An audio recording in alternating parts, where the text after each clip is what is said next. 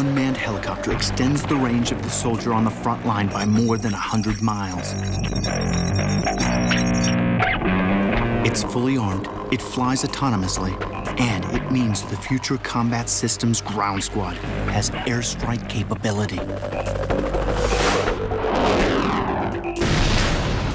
From Army perspective, they need to control their own assets. When you are in combat, you need it right there and then, and you can't wait to call something in.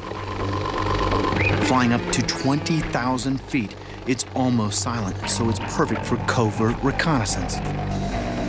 It can be used to bring vital supplies to the furthest reaches of the battlefield.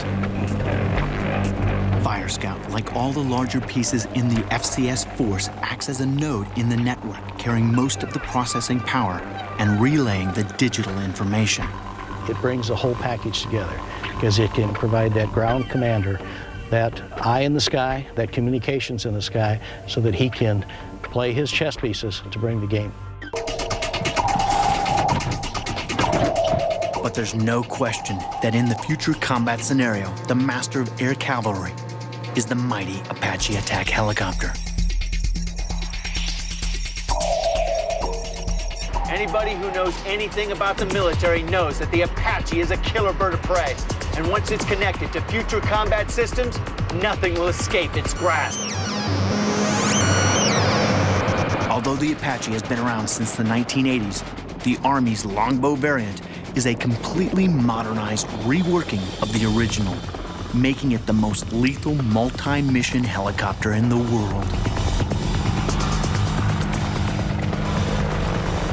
If you're covering a lot of ground very fast, you don't know what's going to be over the next ridge. With future combat systems, that information becomes available so I can get into a position to affect the battlefield.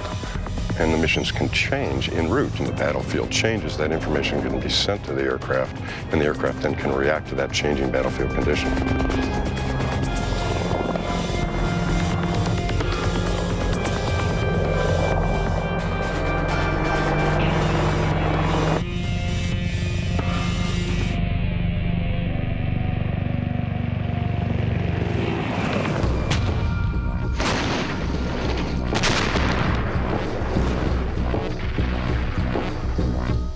On the ground, even the future combat kings of battle, the artillery pieces are smart.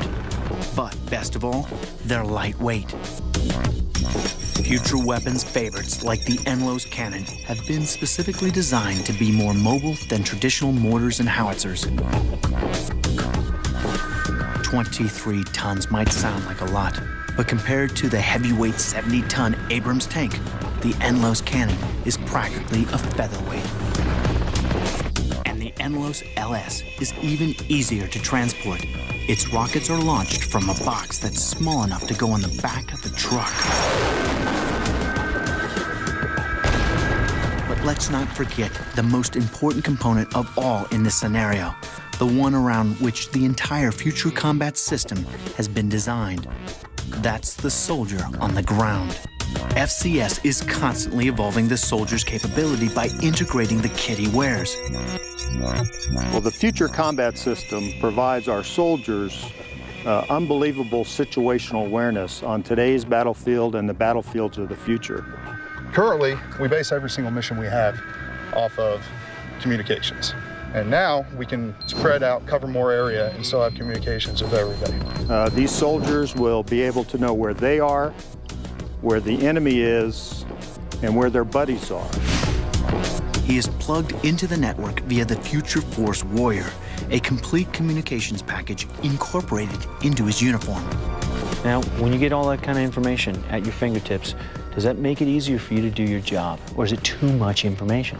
Well, no.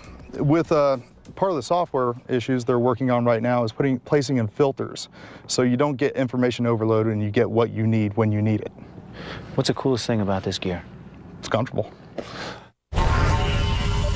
I've heard the theory, I've seen the hardware. Now, I can't wait to see these elements fused together into the ultimate unified fighting force.